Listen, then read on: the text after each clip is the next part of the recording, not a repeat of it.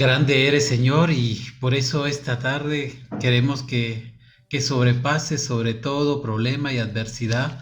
Y también hoy queremos, Señor, pedirte que podamos hablar no desde los labios, sino desde el corazón, para poder comunicarnos mejor en casa. Por eso esta tarde queremos orar por Manolito, Señor, por Lucy, especialmente esta tarde. Quiero poner a Manolo en tus manos para que tú lo bendigas, para que tú pongas de tu Espíritu Santo sobre él, que la palabra que le has revelado, Señor, que los consejos que tiene para darnos, que tú has puesto en su corazón, vengan a ser puestos en práctica por cada uno de los que estamos acá, porque anhelamos, Señor, verte con esa grandeza en en nuestras casas y en nuestros hogares. Gracias, Señor, por este maravilloso matrimonio que sabemos que tú has sostenido, en los cuales tú has abierto lazos de comunicación y hoy más que darnos una palabra, vienen también a testificar de lo que tú has hecho en ellos. Hoy pon en nosotros ahí oídos atentos, Señor, para poder recibir tu palabra y tu mensaje a través de Lucy. Clamamos que la bendigas y la llenes de tu presencia y que la hagas uno con Manolo y que hoy puedan proclamar tu palabra con toda libertad. En el nombre de Jesús los bendecimos y te damos gracias. Amén. Amén. Abrí micrófono y ya está. Ok. Buenas tardes, hermanos. ¿Qué tal? Buenas tardes. Que la paz del Señor esté con todos ustedes. Vamos a tratar el día de hoy de un tema que a todos nos compete y es sobre la comunicación en familia en tiempos de pandemia. Solo quisiera pedirles favor si nos pueden habilitar compartir pantalla, por favor.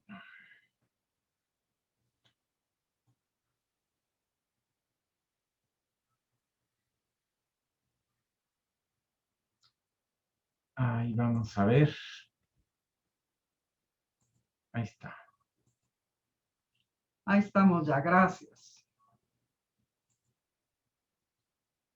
Muy bien. Pues es un tema muy interesante y muy importante, sobre todo en esta época en la que, pues, muchos de nosotros, y no todos, estamos enfrentando la pandemia desde nuestros hogares. Hogares que se han vuelto escenario de convivencia forzada los 7 días de la semana. Y unido a esto, muchos hemos tenido que enfrentar la enfermedad y también a veces hasta la pérdida de seres queridos. La casa ha pasado a ocupar entonces el lugar de trabajo, de estudio e incluso de convivencia social a través de la tecnología que ha puesto en nuestras manos la oportunidad de que nos reunamos virtualmente. Y aunque parecía un tiempo de vacaciones, la realidad ha sido otra, ya que lo que normalmente ocurría afuera de nuestra casa, ahora está ocurriendo dentro, sumado esto a la rutina que todo hogar requiere. Y esto ha causado en todos los miembros de la familia una sensación de asfixia, de agobio, que no permiten encontrar fácilmente el equilibrio y la paz interior. Al inicio, quizá no será más fácil, ya que existían expectativas positivas en torno a la cuarentena. Yo creo que en todos los hogares nos propusimos que íbamos a tratar de compartir momentos agradables, de mejorar la calidad del tiempo que íbamos a estar juntos y pues íbamos también a jugar, a estudiar con los hijos e incluso a convivir como pareja. Pero hemos visto pues que, sin embargo, con el tiempo de confinamiento que nos ha tocado a todos atravesar, esto se ha ido convirtiendo en una situación cada vez más difícil de manejar para papás e hijos, porque se ha perdido ese equilibrio familiar que antes había. Muchas veces inclusive se ha perdido la disciplina porque es difícil. Miren, así como en la foto aquí, yo creo que esta escena nos ha tocado vivirla muchísimos. En un espacio reducido tenemos que acomodarnos todos a trabajar, a estudiar y uno de ama de casa también tiene que continuar con las labores de diario, pues o sea, el hogar y el funcionamiento del hogar no para. Entonces, todo eso ha sido un cambio de hábitos, un adaptarnos a nuevas cosas y a distintos tipos de actividades. Y no solo eso, sino también fíjense que hemos experimentado la pérdida de nuestro espacio individual, que es vital, que todos necesitamos, desde los padres hasta el niño más pequeño. Todos necesitamos tener un espacio, llamémosle privado, personal, que nos pertenece solo a nosotros. Pues la mayoría de los espacios, como veíamos en esta foto, de nuestras casas, así como el internet y la tecnología, son compartidos.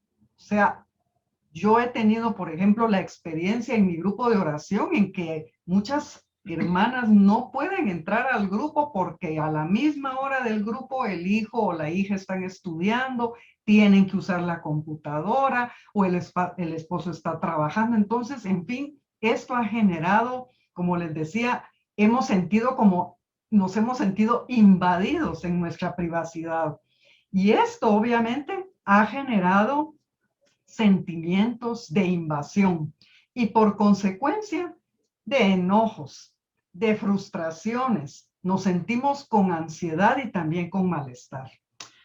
Obviamente, si hemos estado tratando de lidiar con todo esto, solo con nuestras fuerzas, nos sentimos agotados, frustrados, desanimados, lo cual agranda aún más el problema de la comunicación. Sin embargo, como hijos de Dios, Él nunca permitirá que pasemos por pruebas superiores a nuestras fuerzas y que si permite una prueba, también nos da la manera de salir de ella, como dice San Pablo en su primera carta a los Corintios en el capítulo 10 y verso 13. Su palabra también dice en el Salmo 46, versículo 1 y versículo 7, Dios es nuestro refugio y nuestra fuerza, nuestra ayuda en momentos de angustia. El Señor Todopoderoso está con nosotros. El Dios de Jacob es nuestro refugio. Palabra de Dios. Este es un ofrecimiento de Dios. Tenemos que confiar y hacer nuestra esta palabra, porque verdaderamente Él es nuestro refugio y nuestra fuerza y nuestra ayuda en momentos de angustia. Ahora bien, para que el Señor venga en nuestra ayuda, somos nosotros quienes debemos acercarnos a Él, buscarlo con el corazón humilde, reconociendo nuestra necesidad y nuestra pequeñez. El Señor nos creó para que todos viviéramos en comunidad. No es normal, no está en nuestra naturaleza vivir aislados. Y su objetivo siempre ha sido para que nos ayudemos y nos apoyemos unos a otros en las buenas, pero también en las malas. Por esa razón, en su palabra encontramos distintas pautas a seguir para poder disfrutar de una convivencia sana, equilibrada, que esté basada en el amor. Pero antes de hablar de estas pautas, es necesario que nos hagamos algunas preguntas. Debemos preguntarnos en este momento, ¿qué lugar está ocupando el Señor en la vida de cada uno de nosotros? Pregúntate, hermano o hermana, ¿qué lugar ocupa Dios en tu vida?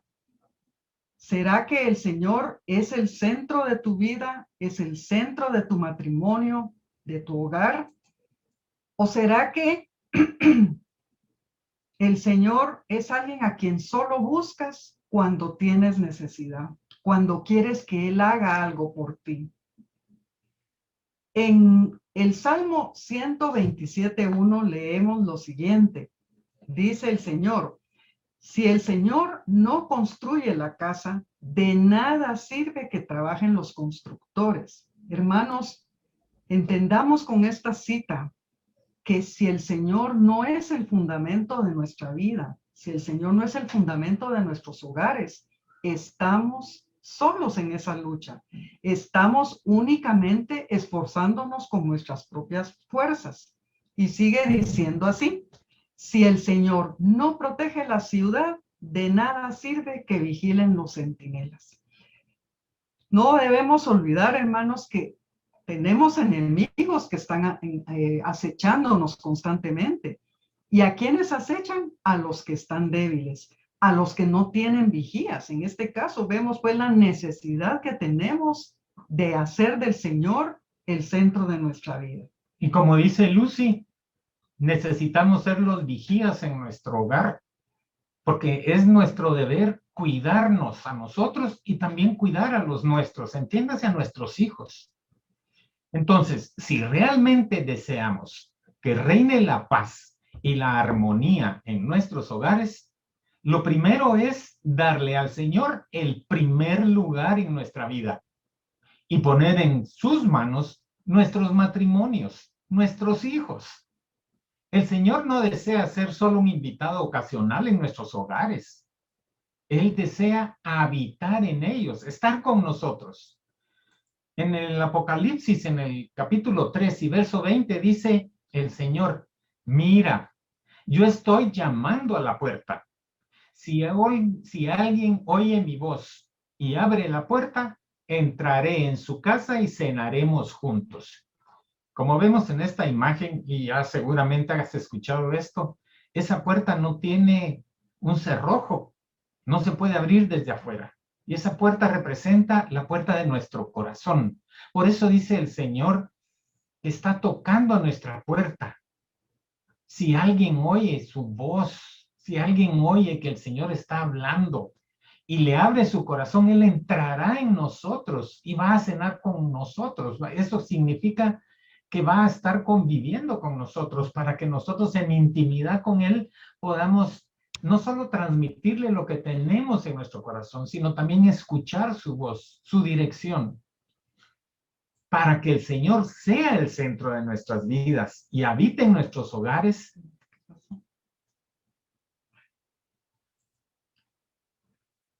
Perdón, les decía, para que el Señor sea el centro de nuestras vidas y habite en nuestros hogares, es necesario que le dediquemos tiempo a la oración diaria. Tenemos que comunicarnos con el Señor, hablarle, pero también escucharle.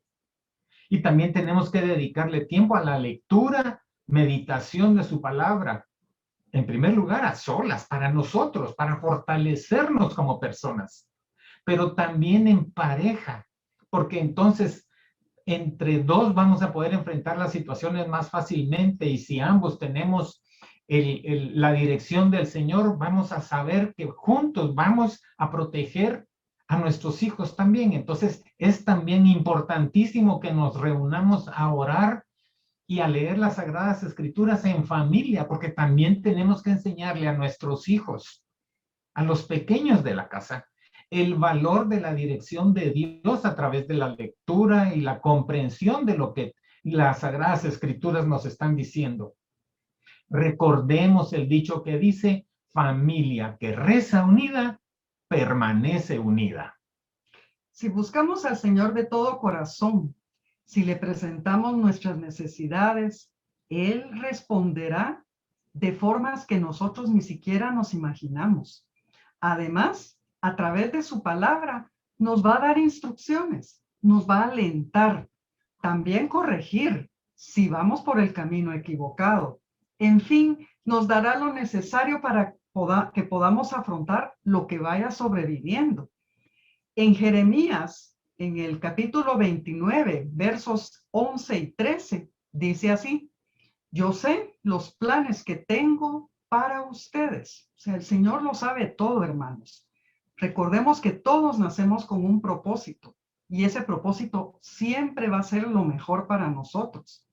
Y dice: planes de bienestar y no de mal, a fin de darles un futuro lleno de esperanza. Y todavía enfatiza diciendo: yo, el Señor, lo afirmo. Hermanos, debemos tomar esta palabra y hacerla nuestra, creerla de corazón. Y así, viendo nuestra vida a través de lo que aquí está, lo que acabamos de leer, vamos a poder descansar confiadamente en que todo lo que ocurra en nuestra vida, aun aquellas situaciones que nos parecen unas desgracias o nos parecen algo que jamás nos imaginamos que nos podría suceder, hasta eso va a ser transformado en bendición. Y todavía continúa en el verso 13, dice el Señor, me buscarán y me encontrarán, porque me buscarán de todo corazón. O sea, la clave es buscar al Señor, pero no solo para que nos dé cosas, hermanos, no solo porque tenemos necesidad de que nos oiga y de entregarle nuestras cargas o de pedirle cosas. Dice que Él se va a dejar encontrar por quienes le busquen, pero le busquen de todo corazón. O sea, porque lo amamos. Ahora, vamos a ver algunas pautas que nos ofrece la palabra para mejorar nuestra relación con nuestro cónyuge y también con nuestros hijos. Veamos la primera. Hagamos acuerdos, hermanos, es indispensable. Lo primero es para que tengamos una comunicación fluida y que lleguemos a las metas que esperamos ambos, que tengamos acuerdos establecidos. Dice San Pablo en la primera carta a los Corintios, en el capítulo 1 y verso 10, en donde nos muestra 5 puntos que debemos seguir. Hermanos, en el nombre de nuestro Señor Jesucristo, les ruego que todos estén siempre de acuerdo y que no haya divisiones entre ustedes. Vivan en armonía, pensando y sintiendo de la misma manera. Son 5 puntos los que nos está mencionando aquí San Pablo. Dice, estén siempre de acuerdo. Primera. Segundo, que no haya divisiones entre ustedes. Nuestra meta debe ser la misma, hermanos. Y dice, confirmando esto, vivan en armonía. Y cierra con esta frase contundente, pensando y sintiendo de la misma manera. No podemos estar jalando cada uno por nuestro lado. Tenemos que esforzarnos para alcanzar la misma meta. ¿Sí? Por eso es importante que en la familia se establezcan acuerdos, así como, por ejemplo, organizar horarios y espacios para tomar clases o para trabajar. Y también establecer cómo se va a colaborar en las actividades del hogar y convivir en familia. Yo sé que esto es muy difícil, sobre todo cuando hay niños, pero a todos nos corresponde llevar a cabo alguna actividad y vamos a llevar a ver eso precisamente de cómo hacer para llegar a acuerdos. Veamos esto. Vamos a ver algunos puntos, digamos que son los básicos para poder establecer acuerdos, a modo de que cada quien se comprometa a algo y esté dispuesto también a ceder en otras cosas. Primero dice mediante la negociación. ¿De qué manera? Pues hablando se entiende a la gente, dice el dicho. Y la realidad es esa. Muchas veces los malentendidos se dan porque no se comunica uno correctamente. No expresa las necesidades que uno tiene, sino que tiende uno a enfocarse en lo negativo de la otra persona. ¿Qué es hacer una negociación? Pues sentarnos a la mesa, ver los pros, los contras y ponernos de acuerdo, como poner todas las cartas en la mesa y ver cuáles son los pros, los contras y de qué manera podemos encontrar una solución. También siendo equitativos, hermanos, con todos, evitando los favoritismos. Y les digo, en un núcleo familiar en el que están los papás y hay hijos de distintas edades, es un poquito complicado este tema, porque tendemos a favorecer normalmente a los más pequeños, que porque los grandes ya entienden, pero también los pequeños tienen que aprender a respetar a sus hermanos mayores, inclusive a respetar a sus padres. Entonces, el ser equitativos va a ayudar a evitar esas fricciones que se dan y esos celos o envidias que se pueden dar entre hermanos. Otro de los puntos para llegar a acuerdos es estando dispuestos a ceder. Y miren, quizá esto es de lo más difícil, pero con el Señor sí se puede lograr. ¿Por qué? Porque esto significa que yo voy a estar dispuesta a dejar a un lado mis prioridades o mis propias necesidades con el fin de que haya un mejor bienestar o una mejor relación con el resto de la familia, favoreciendo a la mayoría, ¿verdad? Y en el último punto que vemos de cómo establecer acuerdos, sería cumpliendo cada quien con la parte del acuerdo que nos corresponde. Fíjense que a veces uno hace acuerdos con muy buena voluntad y a la hora de los cuentazos, cada quien jala por su lado y termina uno haciendo lo que, o no cumpliendo. Entonces es muy importante. Por esa razón, hermanos, recomendamos que si vamos a hacer acuerdos, todo esté de acuerdo también a las edades y a la posibilidad de cada uno, porque a veces les ponemos cargas pesadas a nuestros hijos sobre sus hombros o a veces se las aligeramos demasiado. Entonces, pidámosle al Señor que nos dé esa capacidad de discernir y que nos permita tener una sabiduría, la sabiduría para poder lidiar con este tipo de cosas. La palabra de Dios en Filipenses 2, 3, 4 nos dice así: no hagan nada por rivalidad o por orgullo, sino con humildad. Miren, el elemento humildad ha salido ya varias veces en esta plática. ¿Por qué será? Porque la humildad es fundamental. La humildad nos ayuda siempre, como dice aquí, y que cada uno considere a los demás como mejores que él mismo. La tendencia natural de nuestra, o más bien la tendencia de nuestra naturaleza caída, herida que tenemos todos, es al egoísmo. Eso ninguno lo podemos negar. Todos vemos por nuestro propio interés en primera instancia, pero aquí la palabra nos está exhortando a que practiquemos la humildad. ¿De qué manera? Anteponiendo las necesidades de nuestros demás.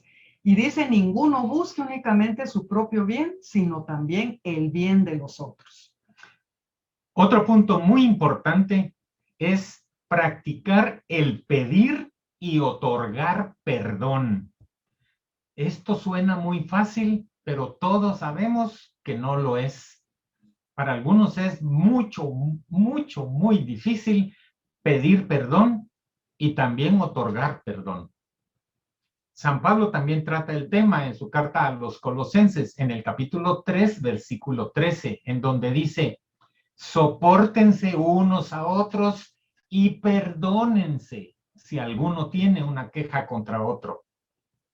Así como el Señor los perdonó, perdonen también ustedes. Aquí nos está dando duro, porque cualquiera podría decir: es que no sabes lo que me pasó, no sabes lo que me hizo, lo que me dijo. Tal vez no sabemos lo que pasó, lo que dijo, lo que hizo la otra persona, pero sí sabemos lo que el Señor hizo por nosotros. Y nosotros sabemos qué fue lo que hicimos para que tuviéramos necesidad de que el Señor muriera por nosotros. Entonces, nada más desgasta más que las relaciones que la falta de perdón. Si tenemos ahí siempre el recuerdo de que, como dicen algunas personas, yo perdono pero no olvido, eso no es perdonar. Porque perdonar no es un sentimiento, esa es una decisión que nos va a ayudar a mantener la paz con Dios primero, porque también lo ofendemos a Él cuando estamos con esos rencores o cuando hemos hecho algún daño. La paz con los demás cuando los hemos ofendido o nos han ofendido y los perdonamos. Eso nos ayuda muchísimo a mantener la paz con los demás. Y también con nosotros mismos, porque si no perdonamos, mantenemos esa carga siempre en nosotros. Nos duele el corazón cada vez que nos recordamos de alguna ofensa. Por eso, cuando perdonamos, debemos olvidar, como hace el Señor con nuestros pecados. Otro punto que debemos practicar es practicar algo que se llama la resiliencia. ¿Qué es la resiliencia? Es la capacidad de adaptación frente a una situación perturbadora o adversa. O también podría ser la capacidad de superar experiencias traumáticas o dolorosas, como la muerte de un ser querido. En Filipenses 4, los versos 12 y 13 dice así. Esto lo escribió San Pablo cuando estaba preso en una mazmorra, o sea, en una cárcel espantosa, después de haber sufrido un montón de situaciones, pero Él les escribe a sus discípulos de Filipos y les dice, sé lo que es vivir en la pobreza y también lo que es vivir en la abundancia. He aprendido a hacer frente a cualquier situación. Fíjense qué sabiduría en estas palabras que nos da San Pablo. O sea, todos tenemos en nuestra vida que hemos experimentado una serie de situaciones buenas y otras no tan buenas. Pero eso nos ha enseñado que aún a pesar de las situaciones duras que nos ha tocado vivir, eso no ha sido suficiente para quebrarnos, para traernos abajo. Y él dice, he aprendido pues a hacer frente a cada situación. Esa es la resiliencia. Lo mismo a estar satisfecho que a tener hambre, a tener de sobra que a no tener nada. ¿Por qué es que San Pablo podía afirmar esto? Por lo que sigue. A todo puedo hacerle frente gracias a Cristo que me fortalece.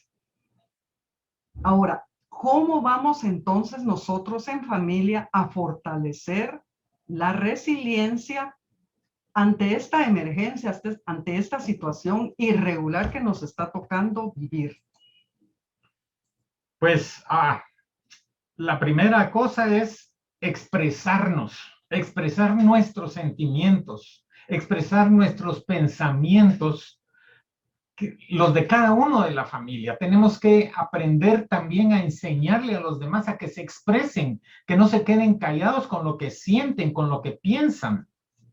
Cada integrante de la familia debe expresar lo que está sintiendo, lo que está experimentando ante esta situación que a todos nos afecta, incluso a los niños que pareciera que no se dan cuenta, pero a unos más que a otros, y por eso debemos ser respetuosos con lo que cada uno sienta y piense de la situación. También debemos dotar de sentido a la crisis, hermanos, porque fíjense que si bien hemos leído que Dios tiene planes de bien y no de mal para nosotros, y en Romanos 8:28 leemos que el Señor dice que todo ocurre para nuestro bien, busquemos en oración cuál es el sentido para nuestra propia vida, para nuestra relación, para nuestro hogar, el que estemos, o que más bien que el Señor esté permitiendo que estemos atravesando esta crisis, sea cual sea la forma en la que nos ha tocado, hermanos. Pero todo debe tener un sentido, o sea, en otras palabras, entender cuál es el por qué estamos viviendo esta situación, porque eso va a traer a nuestra alma mucha paz. Y además de paz, vamos a saber que después de esta crisis, el Señor nos va a mostrar cuán fuertes hemos salido de esto, porque para eso ha permitido que nosotros salgamos adelante. Ha permitido que pasemos estas situaciones duras para fortalecernos espiritualmente y que nuestra fe también sea fortalecida. Otro punto es que debemos aprender a convivir con la incertidumbre que todos estamos padeciendo en estos momentos. Incertidumbre desde muchos ángulos. Cada uno puede decir, es que no sé qué va a pasar con mi trabajo, es que no sé cómo voy a salir adelante. Cualquier situación, cada uno de ustedes, hermanos y hermanas, tendrán sus propias situaciones que los hacen pensar que hay una incertidumbre porque no sabemos a dónde nos va a llevar esto. Pero siempre debemos recordar que si estamos con el Señor, somos más que vencedores y Él nos va a ayudar a salir adelante. También, hermanos, debemos aprovechar las oportunidades en medio de la crisis, porque fíjense que realmente es mucho, tiene que ver con nuestra actitud con la que nosotros asumimos lo que nos está pasando. Entonces, lejos de dejar que la negatividad nos invada, que nos dirija, busquemos las cosas positivas y cultivémoslas. Muchas oportunidades han surgido y hemos oído por todos lados de familias y de personas que en este tiempo han logrado hacer cosas que nunca se imaginaron que podían hacer, han aprendido cosas nuevas, se han acercado a sus hijos, han mejorado su relación de pareja, etcétera. O sea, es un tiempo, si es del Señor, todo es un tiempo de bendición, pero mucho tiene que ver cómo nosotros lo asumamos. Y esto está enfocado específicamente al área espiritual. pero también ha habido muchas oportunidades que han aprovechado muchísimas personas en cuanto a trabajos, en cuanto a oportunidades de salir adelante con nuevas formas de trabajar, de obtener fondos, servicios, productos, de todo tipo, ¿verdad? Otra cosa es elogiar los esfuerzos y logros, así como las virtudes de los demás. Esto es bien importante. Para salir adelante tenemos que hacer ver a los demás que nos estamos percatando de los esfuerzos de los que mencionaba Lucy antes, que nos percatamos de sus esfuerzos y elogiar ese esfuerzo que está haciendo la otra persona, elogiar los logros que han tenido en el área que sea, de trabajo, de estudios, de las labores en casa, de cómo han mejorado las relaciones interpersonales en la familia, ese tipo de situaciones, y hacer ver que nos percatamos de las virtudes que cada uno tiene. También es un tiempo para construir vínculos empáticos. ¿Qué quiere decir esto? La empatía es ponerme yo en el lugar de los demás. Entonces, cuando uno se empieza a dar cuenta de que, más bien, cuando uno empieza a poner atención en las situaciones que las otras personas están viviendo, eso nos ayuda a que haya mayor comprensión, nos ayuda también a ser más pacientes, a ser más amorosos, más comprensivos. Entonces, la empatía es importantísima como una manifestación de resiliencia. Y también debemos pasar de las quejas a la gratitud, sabiendo que, como Lucy ya mencionaba en Romanos 8:28, Dios dispone todas las cosas para bien de quienes lo aman. Ahora, también, hermanos, es importante aceptar las limitaciones que todos tenemos. Porque si bien Manolo mencionaba que hay que elogiar lo bueno, pues también tenemos nuestros límites. No formarnos expectativas de lo que alguien tiene forzosamente que hacer o no hacer. La verdad es que todos somos humanos y fallamos. Tenemos debilidades, tenemos defectos. Y aceptar eso nos ayuda a una convivencia mucho más pacífica, más relajada, más tranquila. Ahora bien, hablando de resiliencia, pero también tenemos algunos consejos para que mejore nuestra comunicación en la familia.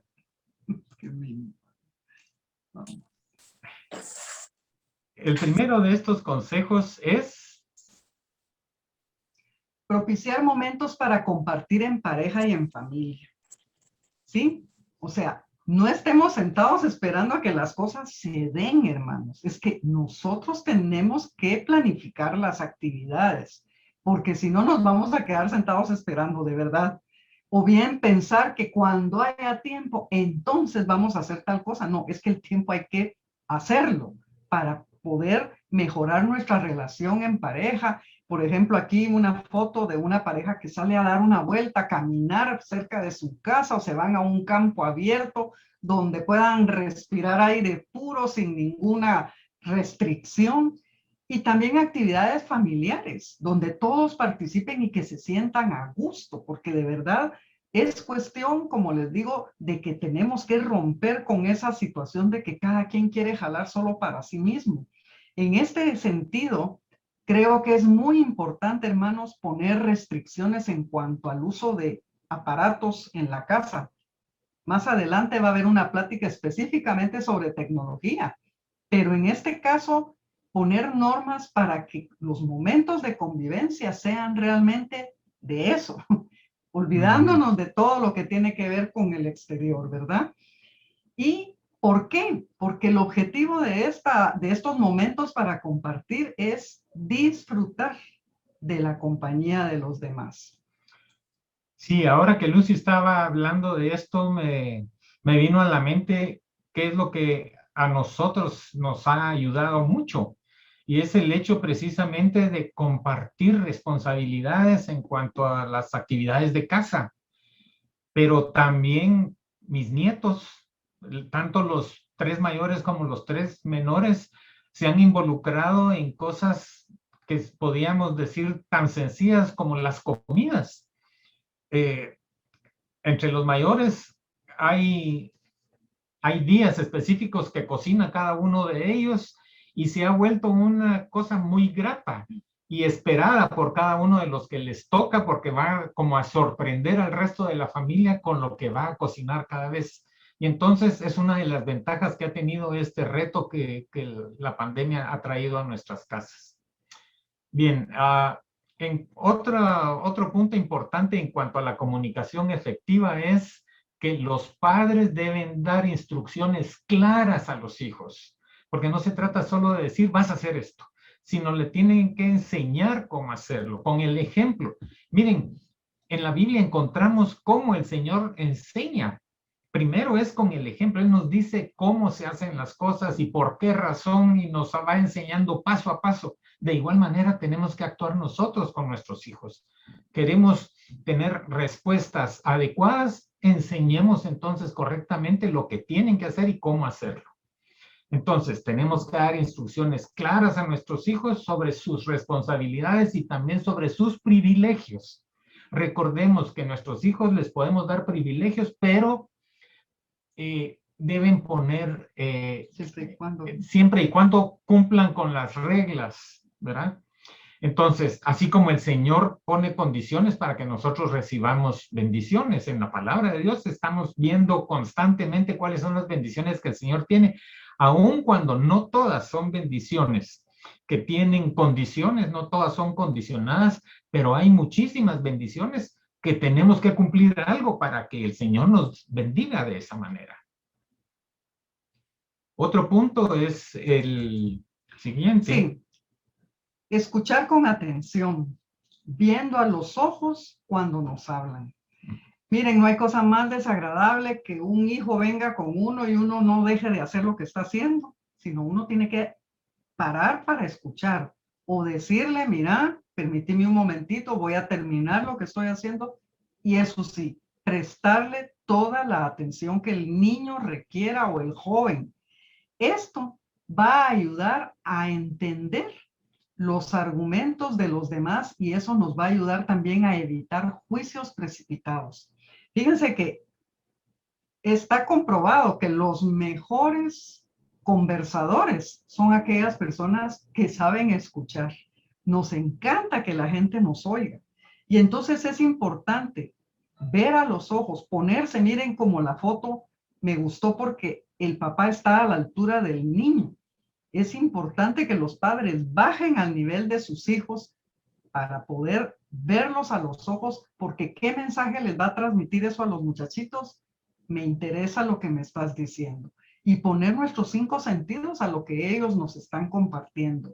Eso nos va a ayudar muchísimo y les va a ellos también a hacer sentir que son amados, que son respetados, que son aceptados. Otro punto importante es pensar antes de responder. Y eso va relacionado con lo que Lucy decía. No solo se trata de observar, de poner atención, sino antes de responder, pensar en lo que vamos a decir.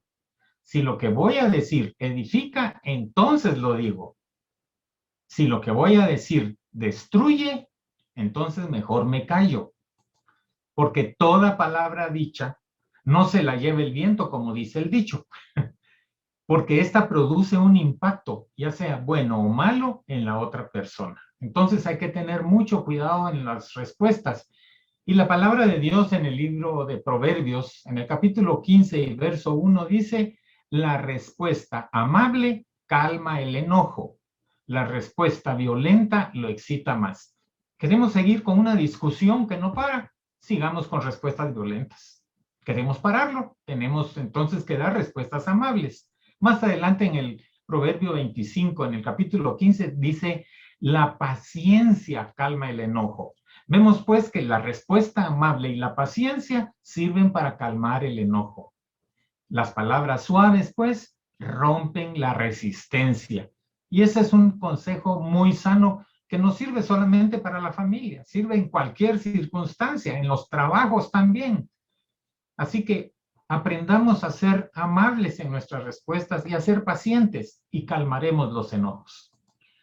Otra es evitar discutir cuando estemos enojados o molestos.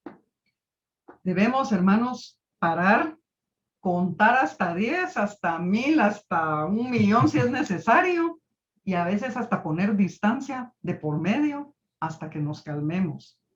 Esto es muy, muy necesario porque es en los momentos de enojo cuando uno dice cosas de las cuales normalmente nos arrepentimos.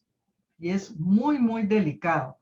Entonces, otra situación es que no debemos andar buscando culpables, porque miren, cuando uno entra en una discusión es como entrar en como aquellos perritos que se persiguen la cola, que nunca se la van a alcanzar, o si se la alcanzan se lastiman, pero el asunto es este: siempre van a haber alguien que tiene culpa de algo en mayor o menor grado, y va a ser de ambas partes. Entonces, no buscar culpables, sino enfocarnos en buscar las soluciones a los conflictos. Eso es el secreto para evitar que el enojo se salga de control y después resulte en situaciones que de verdad después vamos a poder lamentar.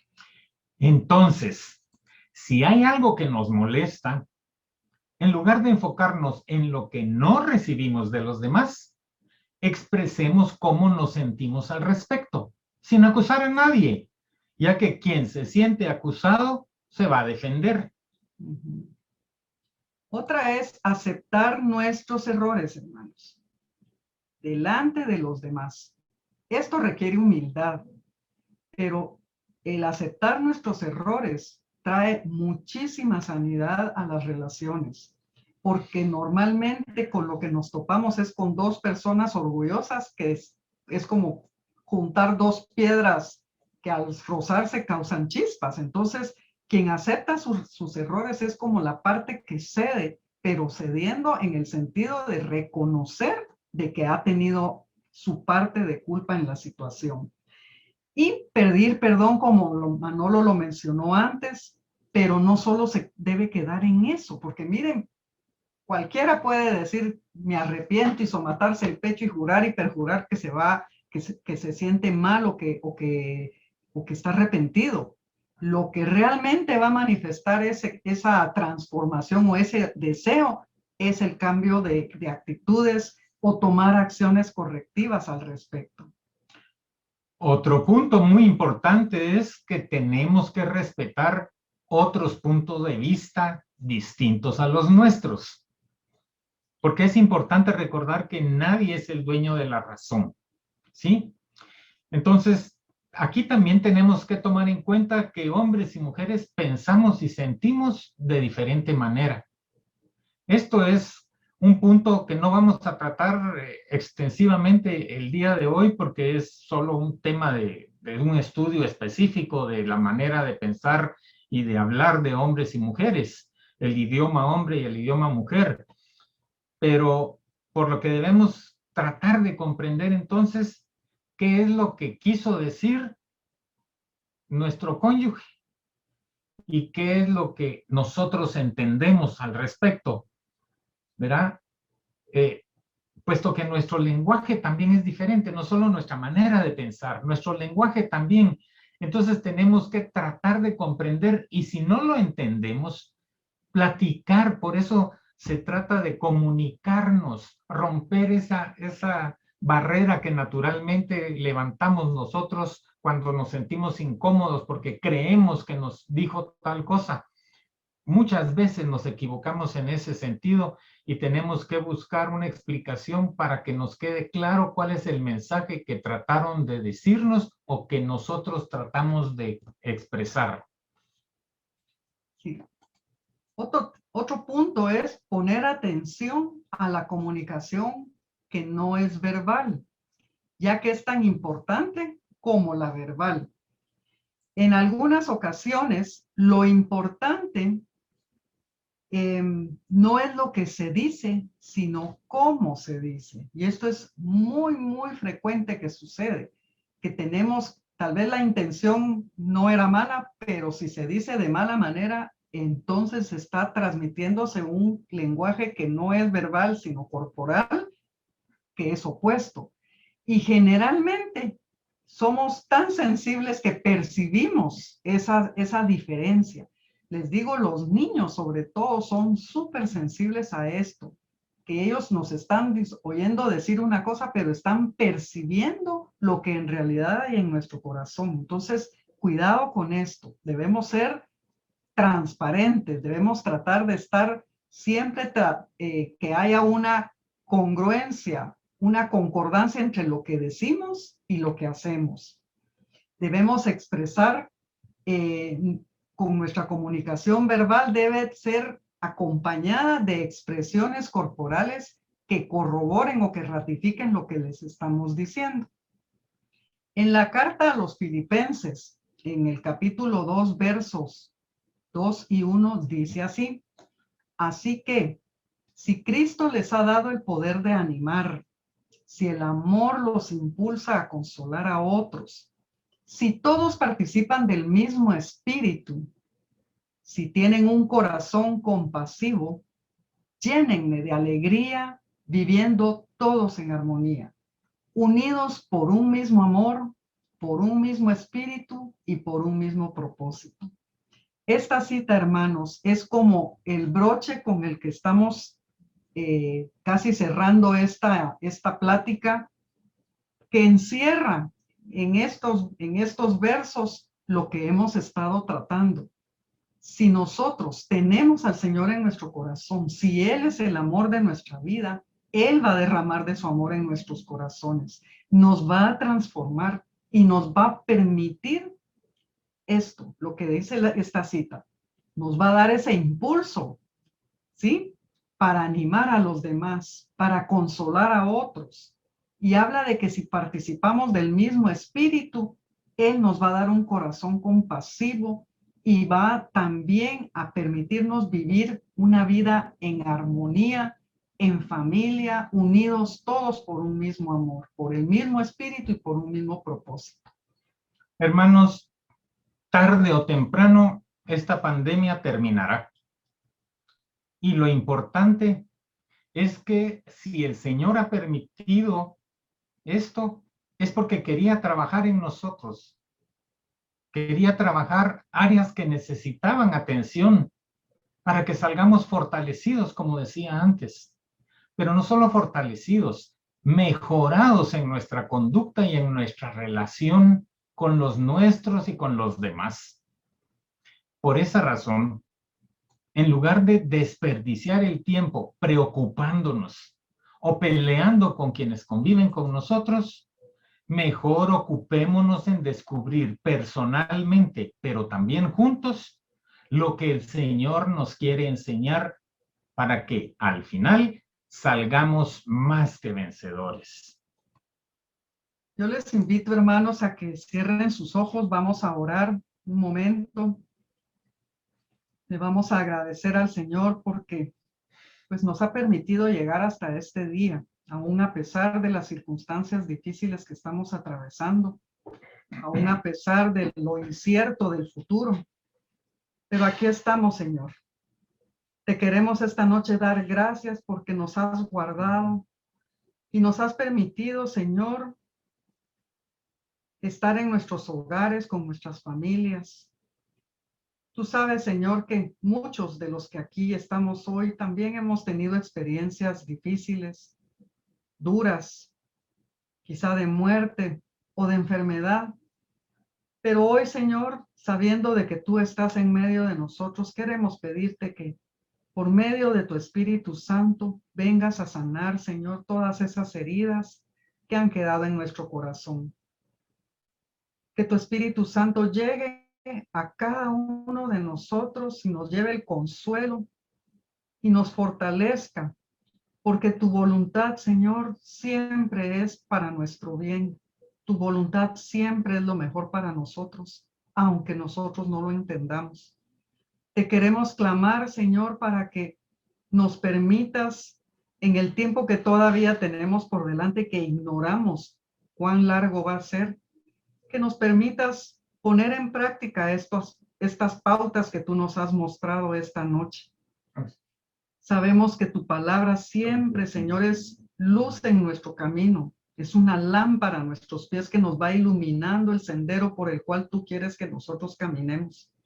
Y por esa razón te queremos clamar, Señor, para que nos des la gracia necesaria para poder implementar estas pautas, estos consejos, Señor, que sabemos que si están basados en tu palabra son consejos que vienen de ti. Es tu voluntad, Señor. Pero sabemos que solos no podemos. Por eso, Señor, hoy todos queremos hacer un compromiso delante de ti para pedirte que vengas a ser tú el centro de nuestro corazón, de manera personal. Queremos que tú seas también ese tercer lazo de unión entre las parejas, Señor, entre los matrimonios, porque la cuerda de 3 hilos no se rompe fácilmente. Si tú estás en medio de nosotros, Señor, vamos a encontrar la manera de solucionar nuestras situaciones, nuestras diferencias. Y te clamamos también, Señor, que nos des la sabiduría como padres para guiar y enseñar a nuestros hijos. Primero, que te busquen a ti, que nos vean a través del ejemplo, como nosotros lo hacemos, y en su momento ellos también lo harán. Danos, Señor, el querer, pero también el hacer, Señor. Que no se quede únicamente en buena voluntad y en buenas intenciones, sino que pongamos manos a la obra. Ayúdanos a tener un corazón dispuesto a obedecerte, Señor, en cuanto a dar y otorgar perdón, a buscar la forma de vivir la virtud de la humildad, de anteponer las necesidades de los demás en bien del mayor bien común en nuestros hogares. Ayúdanos, Señor, a guardar silencio antes de que de nuestros labios salgan palabras que lleguen a destruir o a maldecir. Todo eso, Señor, te lo rogamos, porque con nuestras fuerzas no podemos, pero con tu gracia sí, Señor. Y todo esto te lo pedimos en el poderoso nombre de Jesús. Y desde ya te comenzamos a dar gracias, Señor. Gracias por todo lo que estás permitiendo en nuestras vidas. Gracias por lo que seguirás trabajando en nosotros, Señor, porque al final tu voluntad es que nosotros salgamos más que vencedores de esta situación que estamos atravesando. En el nombre de Jesús. Amén. Amén. Que Dios los bendiga, hermanos.